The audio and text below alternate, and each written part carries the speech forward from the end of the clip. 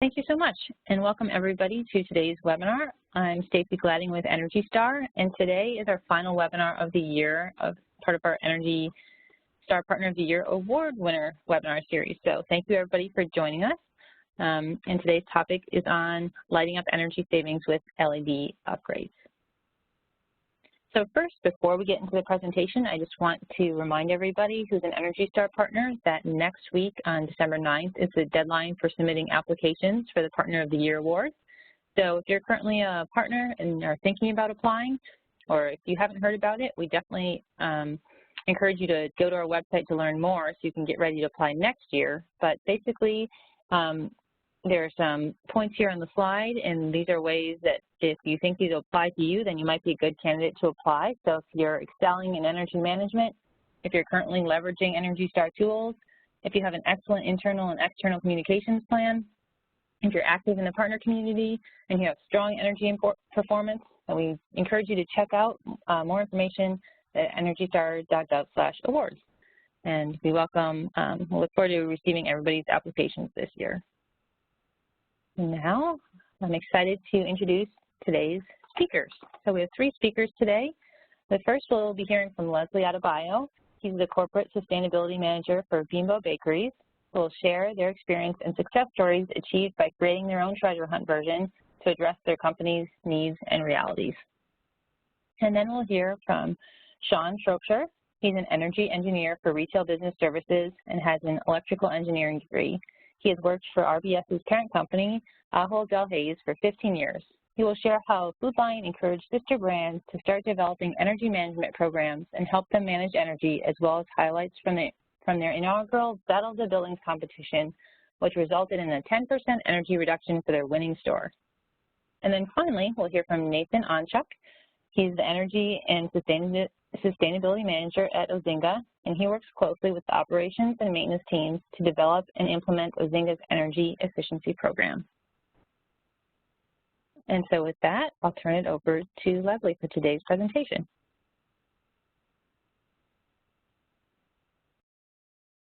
Thanks, Stacy. Good afternoon, everyone.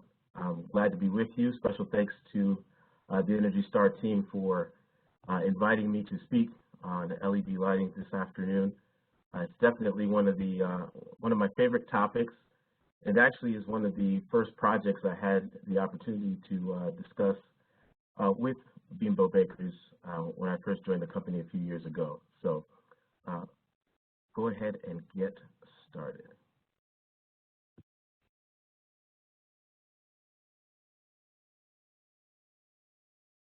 So really what we're going to be talking about today in this presentation is I'll give you guys a little general information about Bimbo Bakeries, why we went to LED. There's a very interesting story behind that, how we actually went about it, and what the lights actually look like now, and we'll talk about the actual savings. So it'll be very interesting to go through. So if you've ever heard me speak before, I like to start by just giving everybody some quick feedback on the correct pronunciation of the company name. It is pronounced Bimbo, but if you say Bimbo out in the street, we won't hold it against you. But generally, most people know us through our brands, and as you can see, there's a few of them listed here: Thomas's English Muffins, Sara Lee Bread, Entenmann's Snack Cakes, and a host of others. We're currently about 61 bakeries across the United States. We've been an Energy Star partner since 2012. We've engaged in treasure hunts for all 61 of our bakeries and have earned Energy Star certification at 18 of them. And we've met the Energy Star challenge in 14 other bakeries. So we're very proud of that. We were named Partner of the Year the last 3 years with the Sustained Excellence Award in 2020, and we're hoping to continue that trend, as Stacy noted, with the upcoming Energy Star applications due next week. But as you guys might suspect, a lot of that has to do with our energy efficiency efforts, and that all has a lot to do, not all, but has a lot to do with lighting. So why did we go to LED? For most companies, it's a no-brainer.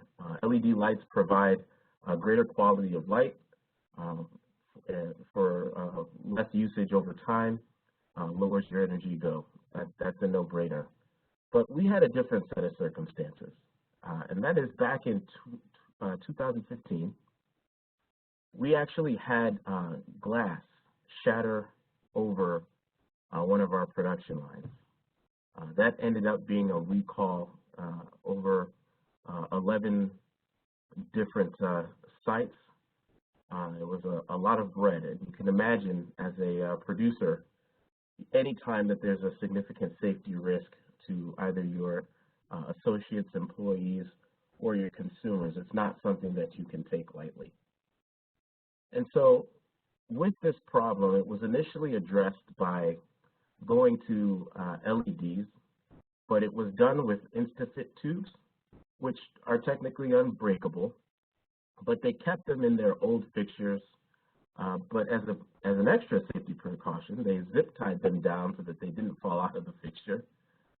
The problem with that was that it didn't always match the color temperature, so you'd have mismatched lights in some areas of the bakery. The wattages didn't always match. So even though they were lower than your typical compact fluorescent, the wattages on the LEDs were being purchased by different people in the maintenance group. Some of them would be 4K, some would be 5K, some of them would be 12 watts, some of them would be 18 watts, and it wasn't consistent. The other problem we also found out was that using the existing fixture, the ballasts weren't always removed.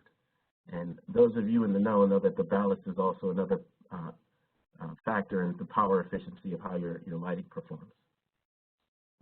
And then the one major thing that we later came to understand was that we couldn't keep the product safe if the lights were still over the product zone.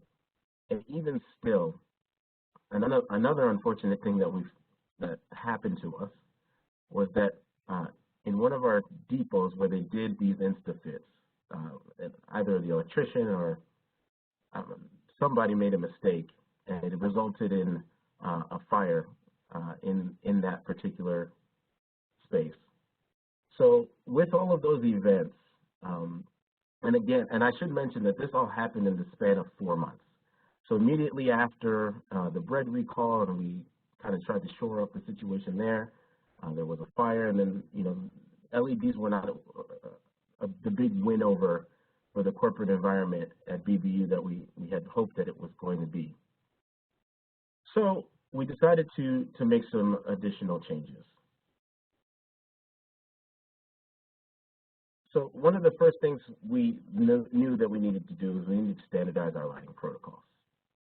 And so in 2016, when I joined, I had the opportunity to visit some of these bakeries, and it was almost like I had to, I face-palmed a few times during some of the walkthroughs and some of the treasure hunts. And so we quickly realized that this wasn't going to be an effort for sustainability alone, that the implications for all of this was going to be food quality safety. It was going to involve electrical or engineering teams. It's going to involve safety, and of course the sustainability. So this was definitely a diverse team for the varying functional areas around our company. And the result was that we implemented these new lighting specifications so that we could relocate the fixtures where they needed to be. We could install additional conduit, junction boxes, and other changes to make the facilities meet the various code in different areas, and then obviously meet all of the safety requirements. The other key is that all our production areas would get completely new fixtures, and they were designed for BBU, and I'll talk to that in a minute. We made sure that they were water resistant, IP67 rated, and that we had flexibility whenever we went to install, that we could choose from either local vendors or a national vendor to install these fixtures with oversight from our vendor. And that vendor was Ameritech. And I have to give them credit here, and I throw their logo out here because not necessarily as a shameless promotion for them, but we needed to make sure that we had a partner that understood what our specifications meant to us, and that there was a partner that we knew we could rely on to design the lights to our need and give us what we needed in each functional area of our bakery. And so we chose Ameritech after vetting several companies, and doing so allowed us to work with them specifically to identify the areas in our bakery that had the most need. They obviously would measure the lighting levels pre and post to make sure they're meeting all of our specifications. They completed all applicable state, local, and utility-based incentive rebates for us as well. As most of you know, switching to LED is not just beneficial from a general use standpoint, but it also allows, in most states, for rebates and incentives through the utility to make the switch to LED even more palatable from a financial standpoint. So they were able to do that on our behalf. Because we chose a specific vendor, we were able to work with them to prioritize the bakeries we wanted to start with, and then work with them on scheduling to complete those projects. And then another built-in benefit of choosing one or maybe even two vendors is that you're able to buy in bulk. And if you've ever been to a Sam's Club or a Costco, you know that buying in bulk is beneficial because it helps lower the price of the lights in general. Again, Ameritech is a one-stop shop where they're not buying lights from a specific. They actually have a factory where they produce lights, and they are able to design lights based on our specifications. And so that was definitely a plus for us when selecting them. They've been invited to the treasure hunts that we hold so that they can, again, gauge how much the lighting has an impact on the potential projects. And one thing I want to make sure I mention is that working with Ameritech, they're able to, at least for us, guarantee us a greater warranty. Most manufacturers typically offer a 5-year warranty with a limited number of hours on the lights themselves. Ameritech gave us 7 years, and then they also took away the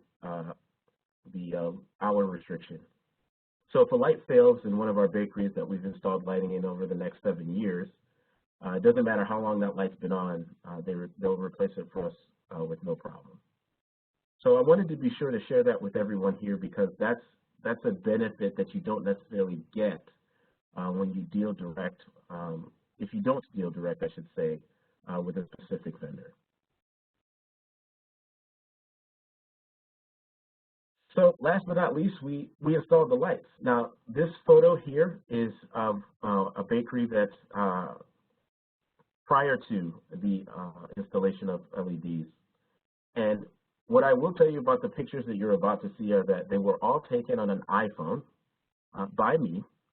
And I made sure I did that so that people could really gauge the change. And I'm sure many of you have seen the before and afters of LED projects, so this shouldn't come as too much of a shock.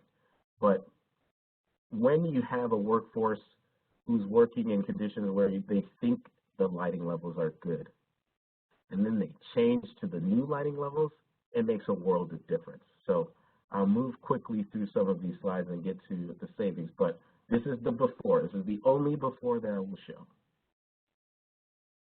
And here's an after. As you guys can see, this is a product line where bread is coming out of a proof boxed area. That looks pretty good. And here is our general production area. World of difference again. Another proofing area. And so we'll talk about the savings. So you'll remember the decision for us was not solely ROI. We wanted to make sure that the lighting in our facilities provided safety for the associates, allowed them to see the products in ways they weren't able to see them before, make judgments about their quality, make sure that it went out looking their absolute best. We also wanted to make sure that within the facility, we met all of our lighting standards, that all of the electrical conduit, the junction boxes, et cetera, that would lead into the lighting were all up to code. So again, when we talked about these projects, we included very many functional areas. But the thing I want everybody to take away from this is that our investment, close to $8 million, and this was just in 2020. We received about $300,000 worth of rebates, and we're close to, or actually a little over $1.5 million of annual savings. So when you look at that and you look at the investment, the ROI is easily within, and again, it depends on the location, within a 4-year range. I know in general terms, most companies look for no greater than 3 years. But when you consider all of the factors that go in, and it's not just about buying lights to make things more energy efficient. You're looking at safety and all other factors going into it. It definitely is something to consider beyond just 3-year payback. And then, of course, the execution time will depend greatly, but we found that on average in our bakeries, and our bakeries are usually somewhere around 65,000 all the way up to even 300,000 square feet. Most of them are around 100 to 120,000 square feet, so we're not talking about necessarily small spaces. So these projects can take some time. We do not install during production times. It's always during downtimes, which over the last 9 months in the baking industry has not been has been few and far between. But we've been able to get it done, and on most occasions, it's about 3 months to get those lights installed. So hopefully, I provided some general information that seems good to you guys, and definitely we'll take questions at the end. But I think I am ready to pass the buck to Sean. It looks like Sean is having some technical difficulties, and so we're just going to go ahead and move on to Nathan's presentation for the time being, and then once Sean gets back on, we can go back to his section. So let me go ahead and advance the slides a bit to Nathan's section, and then we can always go back once Sean's back on. All right. So thank you, everybody, for your patience, and over to you, Nathan. Hey everyone, hope you're all staying well, and thanks to Leslie for kicking us off. I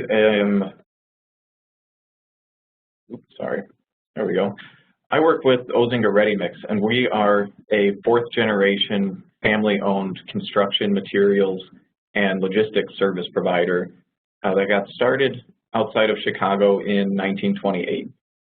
Now, our business is primarily ready-mix concrete, and manufacturing concrete is extremely different than Leslie's presentation. So concrete has a shelf life of approximately 90 minutes.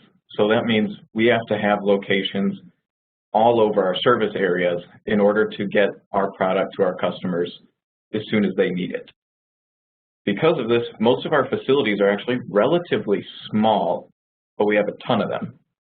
So it changed our strategy a little bit with how we approached the LED lighting projects. Now, I like to call them our brightest idea yet, mostly because it's an amusing pun. But as Leslie had pointed out too, LEDs are really a no-brainer. They are way more energy efficient, they last a lot longer, they have much better lighting quality, with the big metal halides that you typically see in a big shop area, they actually lose 30 to 40% of their brightness over just half of their useful life. So once you put in a bunch of new bulbs, they still have half of their life left, but your shop is now way dimmer than it used to be. And there's also just been great productivity benefits from putting these lights in our shops. At all of our locations, we have small fleet maintenance shops there to help keep our trucks on the road.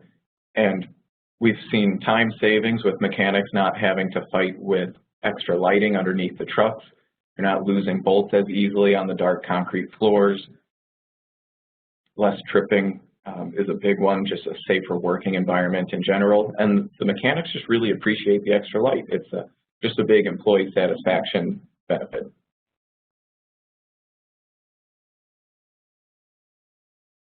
Now, one of the most important things to think about when you're getting ready for your own LED projects is to look into utility rebate programs.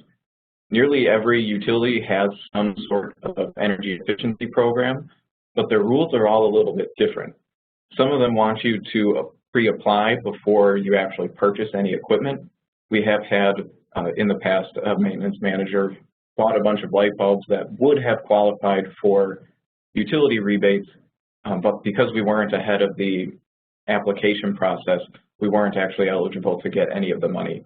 And some of the programs actually require specific types of LED bulbs or certified bulbs from different third-party certifiers.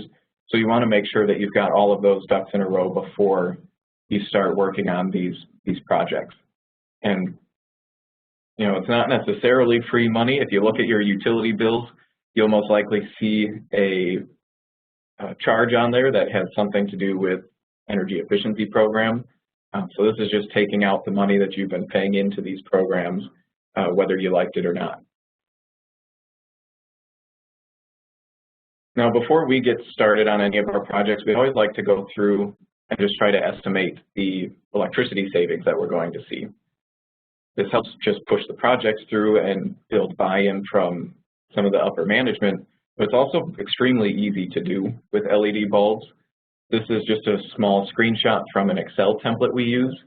We actually either stole it from another Energy Star partner or from a utility application, rebate application, I can't remember which, but it's really simple. You put in the quantity of fixtures that you're changing, the wattage of the old bulbs or fixtures versus the wattage of the new equipment, your annual operating hours, the cost per kilowatt hour from your utility provider, and you get a rough idea of both your previous cost to run your lights, your new costs, and the total savings you can expect to get from the project.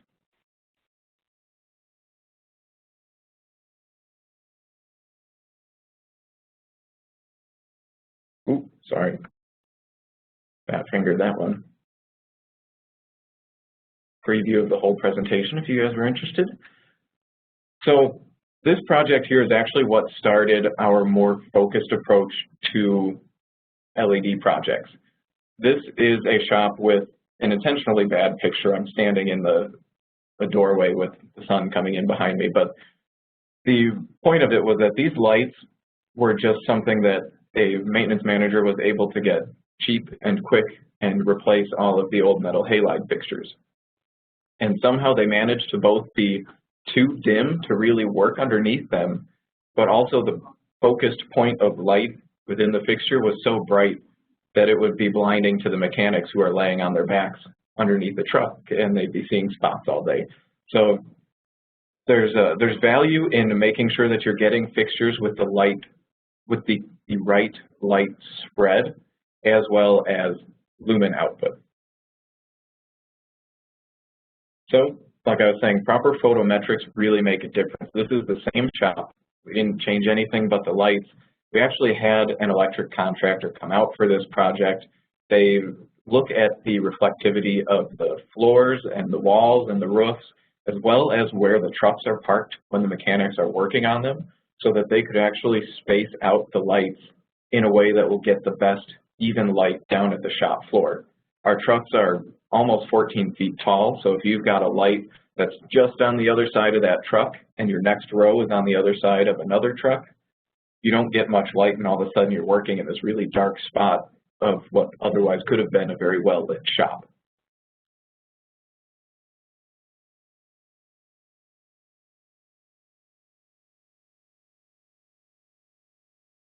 So this bay here is actually a storage bay that's in that same plant that we were just at. And if you look, you can see that there's some old fluorescent fixtures up there. Most of them aren't working, but we really didn't need bright light in here. It was just storage warehouse. So we actually took the lights from the old, or from the shop, the old but new LEDs, brought them over here where their light pattern wasn't much of an issue, and we were able to reuse them here and at another one of our storage warehouses. So the point of bringing this up was just to consider, as you're going through LED projects, what the location actually needs. You don't need a storage warehouse to have the same 50-foot candles per square foot that a maintenance shop needs. So you can get different fixtures, you can have wider spacings to get more energy savings and still have adequate light for what that area actually needs. Now, as we were trying to learn from this project and create a better broad strategy to take out to all of our different regions and plants, we really were looking at the difference between replacing existing fixtures with brand new lights versus retrofitting the existing fixtures with LED bulbs. And we came up with a strategy that would let us use both options where they would best fit the location's needs. So for replacing fixtures, generally if we have any metal halide fixture or high pressure sodium, we're going to go ahead and just replace it. There are retrofit kits available for them, and Leslie kind of brought this up too. If you're still running the metal halide ballast or just replacing the bulbs, you have an extra point of failure. The light pattern coming out of the LED bulbs isn't necessarily any better than what was there, and just in our personal experience, they still ended up burning out a lot more frequently than we would have expected. So we found that it worked much better for us to go ahead and just replace all of these fixtures with new LEDs. A lot of the times when we had those types of fixtures in our shops, they're also usually over 20-foot ceilings. And once you start getting that high, just retrofitting the fixtures wasn't as effective at getting good light dispersion at the shop floor. We also typically replace every outdoor light. And you can see in these pictures along the side of the building on the left picture are just LED wall packs. We had issues with, again, putting LED bulbs in those fixtures. They didn't seem to last very long, and the fixtures themselves weren't that much more expensive. So it ended up making a lot more sense for us to just go ahead and replace the whole fixture with an LED. And on the corner of the shorter building, you can see big floodlights mounted up there. And one of the really nice benefits with LED floods like that is you can actually have custom beam patterns from the lights. So we have them able to spread the light over our truck's driving lanes without causing excessively bright spots in some areas and dim spots in others. And then in the picture on the right, you're seeing much smaller fixtures along a parking wall. And our trucks over the winter use block heaters to help them start in the morning. So you've got a lot of cords, and it's usually dark when our guys are getting started. So having the lights up there add very little extra utility costs. I think those specific fixtures are actually just like 8-watt bulbs. They hardly use any power, but you don't have any issues with guys either tripping in icy conditions. Makes it easier to help them get around and get started with their days. So this is just another plant where, again, we decided to go ahead and replace the outdoor fixtures with new LED fixtures. And you can see on there's a small fixture on the picture in the right on the shop that is currently off. So what we've been doing as we've updated to the new LED fixtures is getting fixtures that have photo sensors on them already. So all of the wall packs, which we usually have powered on every night for just site security, will come on and off as needed based on ambient light conditions, and then that large flood is aimed directly at the area where our quality control technician would be working outside. So when we're working in the dark, he can turn that fixture on and he has plenty of light to work, but we're able to get the extra energy savings by only using that fixture specifically when it's needed. Now going to the retrofit option, we've had really good luck when you're looking at fluorescent tube fixtures to just replace the bulbs. So we go ahead and remove the ballast, again for the extra energy savings and maintenance improvements that they can bring, and put in LED bulbs that are direct wired into the fixture. And some of these retrofits actually also come with additional reflective fittings that help get even more light down to the ground. So those have been a good fit for us. Usually where we have these are in lower ceiling shops, so we don't need as much of the high-powered fixtures anyway. But this shop here, if you look in the picture on the left, they actually had 8-foot T12 fixtures, and I mean, probably a quarter of them were all burnt out, and even more were just different colors or in different stages of burning out. And the shop was extremely dark. There's a few skylights, so it wasn't too bad on sunny days, but it was like a dungeon in the mornings. So we went ahead and replaced the ballast and the lights, and it's a little hard to see, but at the very end of the picture on the left and then in the picture on the right, those are both storage areas. So we went ahead and put those fixtures in particular on occupancy sensors. So if nobody's been going through the storage shelves or up in the storage mezzanine, the lights will automatically shut off and we can get extra energy savings that way. And going back to the utility programs, they usually offer extra incentives for those lighting controls. So we got a little bit extra money off to make our lighting system even more efficient. This was just another example of putting in the LED tubes at one of our shops. This was, again, quite a few fixtures were burnt out. It was just dark to get around all of the equipment, and the tubes ended up being a great fit for this shop. Now, office spaces can join in as well. We recently went through a major overhaul of our corporate office, and we were again able to take advantage of the LED retrofit incentives. The exit sign in the picture on the right was actually included on purpose because there are usually extra incentives to update exit signs to LEDs from an incandescent fixture. And then the two pictures go back to the retrofit versus replace dilemma.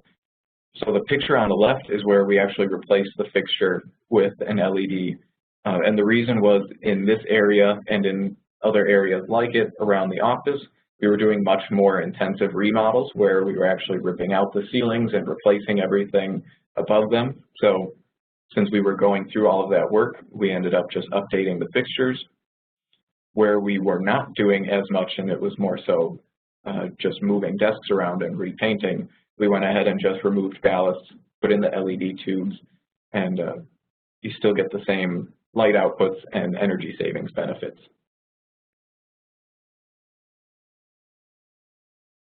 And unless you're weird like me and actually walk around staring at light fixtures all day, most people don't even realize that they're different. And you can also have some fun with it. This had to be one of my favorite lighting projects because I had two separate executives at two separate times without ever talking to each other come up to me and say, hey, these lights that we've been putting in the shop are really cool and the energy savings are great and all that, but you know what would be really interesting is if we could change the colors of the spotlight on our silo. Now, if anybody is on here from the Chicago area, you have probably driven past this silo without noticing, or maybe you have. It's at the I-55, I-94, I-90 interchange, and Usually you're not going to make it through that interchange too quickly because Chicago traffic is pretty well known.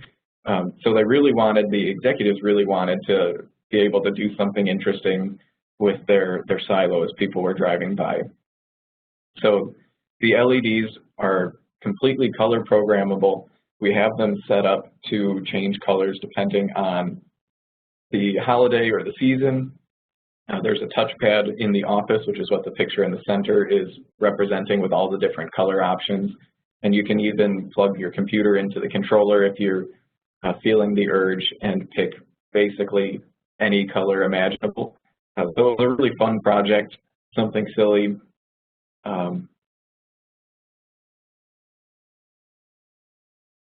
These kinds of things are still relatively cost effective and a lot better than like the 1,000-watt floodlight fixtures that were previously aiming up at the light. So we still were actually able to get energy savings even with going through and doing a somewhat unnecessary project to have a little bit of fun. So I've helped with 11 different shop projects, and it's been over 1,000 bulbs that we've swapped out. And compared to some of Leslie's projects, everything we've done is on a much smaller scale, but we've still got around $25,000 a year in annual electricity savings, and we got over $22,000 in utility rebates. So depending on the project, the utility rebates could be anywhere from maybe 25% to as much as 75% of the total project cost. And the reason we were able to get away with that is some of our utilities will allow you to include labor in your total project cost, even if it's internal labor. So we were having our own maintenance teams go through and update lighting fixtures when they had the extra time, and we're getting much nicer rebate checks because of it and still getting the energy and the reliability savings. I know we've done quite a few more projects since I put this together, but we've let it be more run by our regional maintenance teams now that it's built some steam, and they've been able to share best practices, share their favorite fixtures and all that. And overall, I think everybody's been very happy with the results. Now that is everything I had put together. So I think it looks like Sean is back in the presentation. So we're going to jump back to his slides and let him take it away. Thank you all for listening.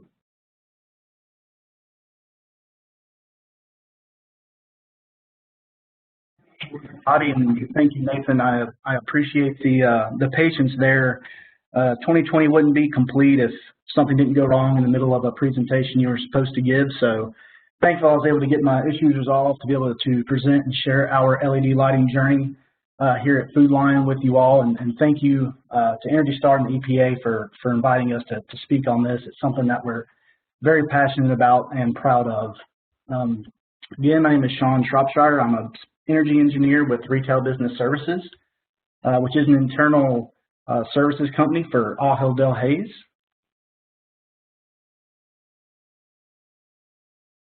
Trying to slide my slides down here. There we go. Retail Business Services, which is what I work for, is a shared service organization that is created as a central resource to support all the brands within Ajo Del Hayes, primarily retail supermarkets. Within those brands, we have Food Lion, Hannaford, Giant Food, Giant Martin's, and Stop and Shop. I am a member of the energy management team, and we oversee all the utility budgeting and energy efficiency programs, as well as provide support with creating and reporting our sustainability goals across all 5 brands. That encompasses around 2,000 supermarket retail stores that we oversee the energy management for. What we're here to talk about today, though, is what we've done at Food Lion with LED lighting upgrades.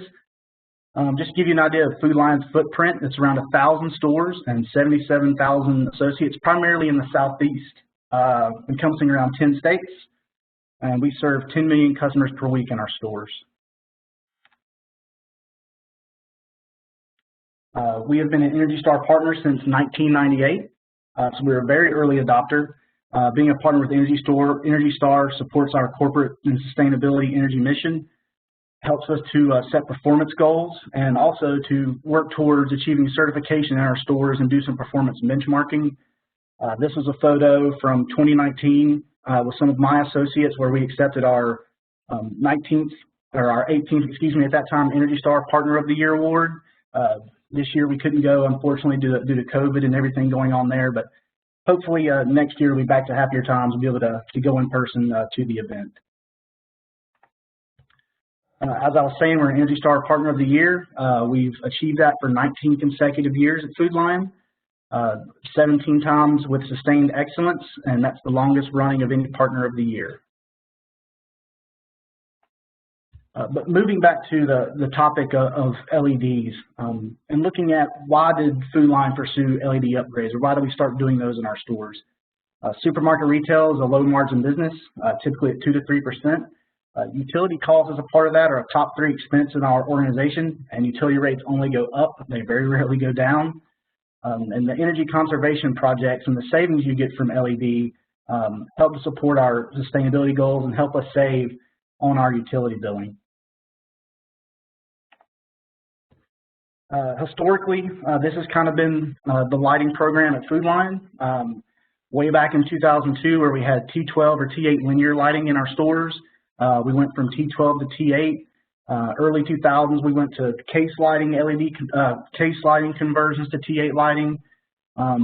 Same thing with coolers and freezers moving from incandescents. In 2010, we started to do LED conversions in our frozen food cases. And then the main focus since 2014 and ongoing has been sales for LED upgrades. Where did we start? Well, Food Lion is a pretty prototypical grocer. We have a very set prototype in the stores. Most of our lighting is linear over the sales floor. We have troffer lighting. We have high bay fixtures in our stores. So the first thing we did was look at what areas would be the most beneficial to upgrade. We looked at freezers, coolers, the sales floor, the back of house, the exterior of the stores, and really looked to nail down what area of the store would give us the biggest bang for our buck.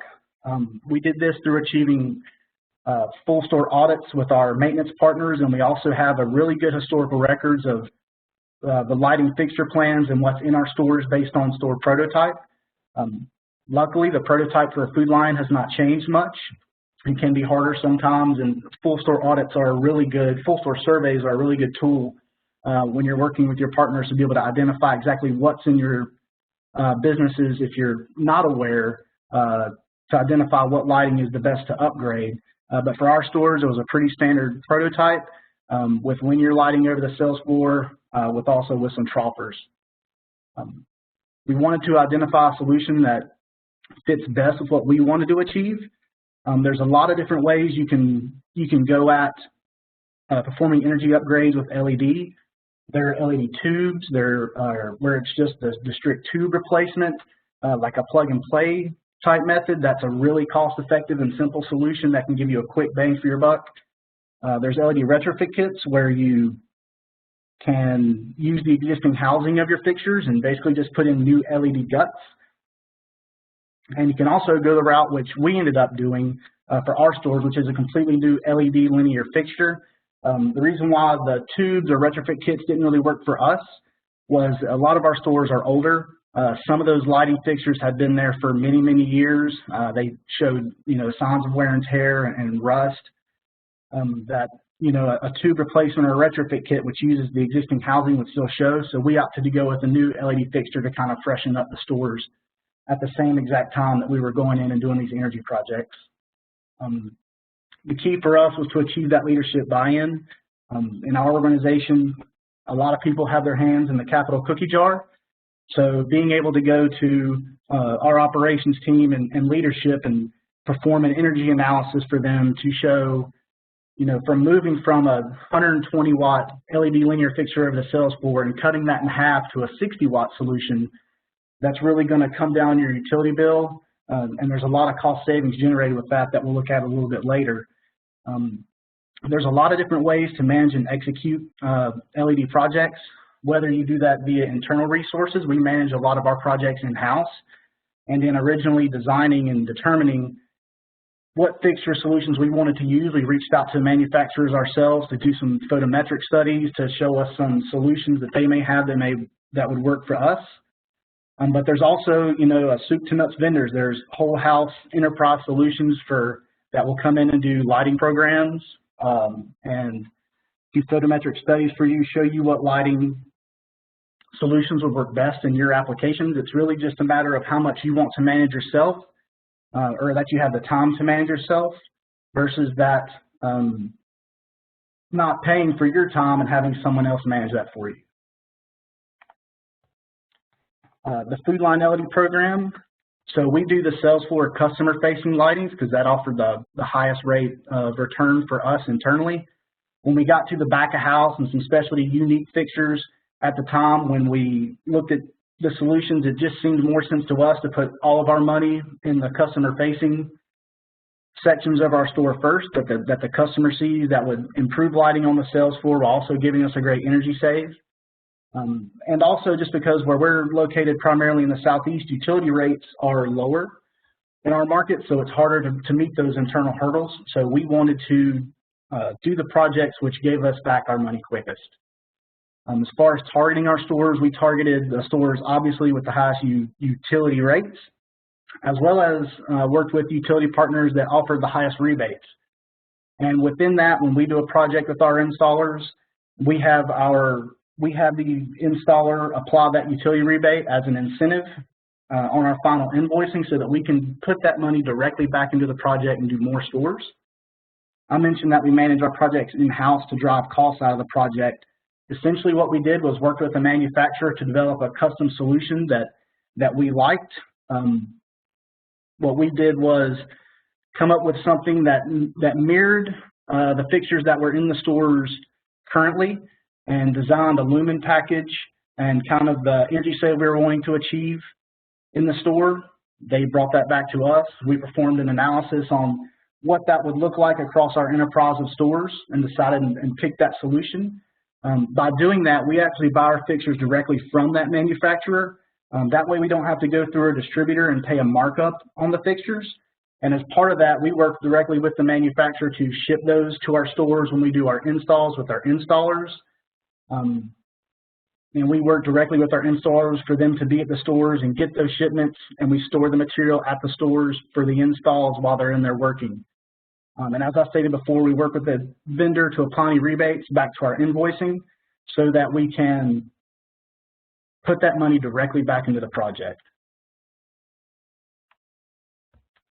Just looking at some of the savings we've had so far, the average savings of our projects is 145,000 kilowatt hours per project. We've saved 174 million kilowatt hours since 2015 in the projects that we've done. And 44% of our around 1,030 stores, Food Line stores, have been converted to LED lighting as of today. And if you're looking at the columns in the chart there, the LED upgrades, that's the number of LED upgrades that we've done per year. And 2019 was our most successful year, where we did 163.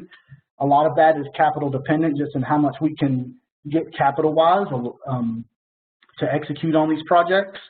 But as you can see, the line of the cumulative kilowatt hour savings, that's the amount we've saved as we've stacked up and done those projects.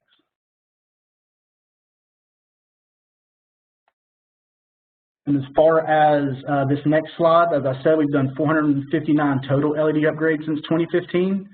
That equates to about $3.7 million in maintenance savings since 2015, where we, can bring to LED the longevity of that technology, not having to replace lamps, the fluorescent lamps anymore. We can take those out of our budget, so that's about $3.7 million in savings we've achieved, and we have $13.1 million in utility savings since 2015. And then here's just a quick photo of a before and after LED upgrade in our stores.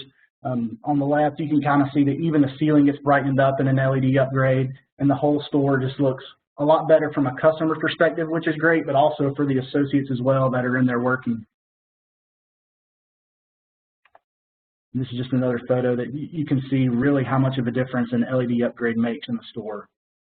The benefit is not just the energy save, you know, cutting your energy consumption about 50% and saving on your utility bill. It's also the look of the store that the customer sees when they come in. And, you know, when you do these type of projects and you have these type of achievements, you want to brag about them. So one thing that I would encourage, you know, you to do is you do these projects and execute on them. Share what you've done, share your accomplishments, share the savings, because it's a really good way to connect with your associates and your customers to let them know the work that you're doing. So this is just a couple pictures of some of the things that we put on Twitter or Facebook.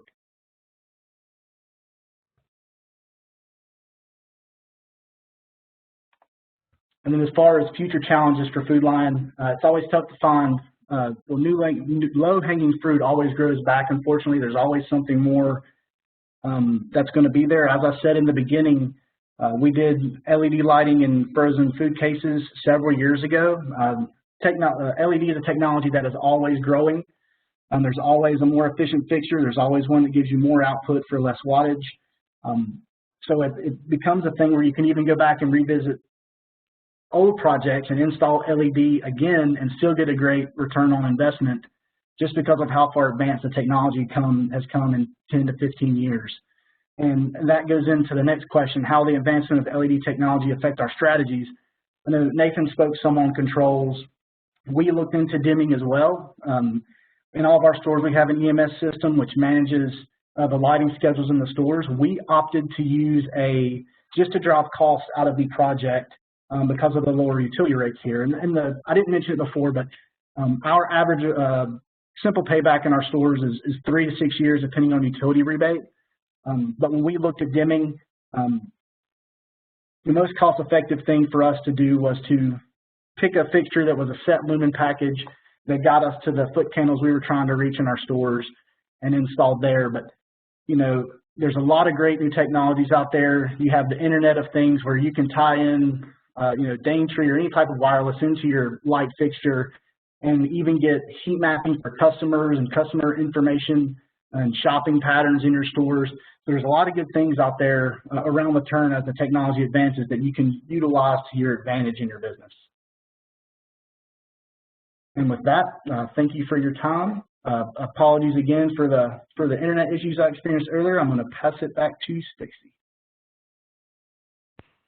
All right, thank you so much, Sean, and so glad that you were able to work around all the technical issues and able to present your information, which was really great.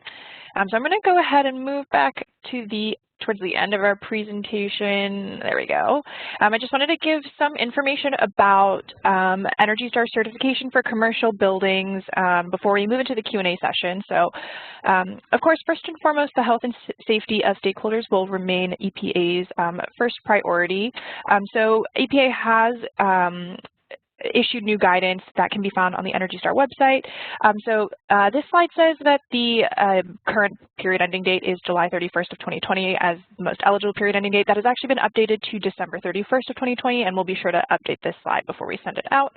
But otherwise, the majority of the information from the guidance issued earlier in the year and the guidance that was issued more recently are pretty similar. There are a few key differences, mostly just the period ending date, and then also there are some updated guidance for schools, K-12 schools. So if you're interested in getting more information, you can click on the link that will be on the slide. And this slide deck will be sent out to all of the registrants after today's webinar, along with a link to the webinar recording.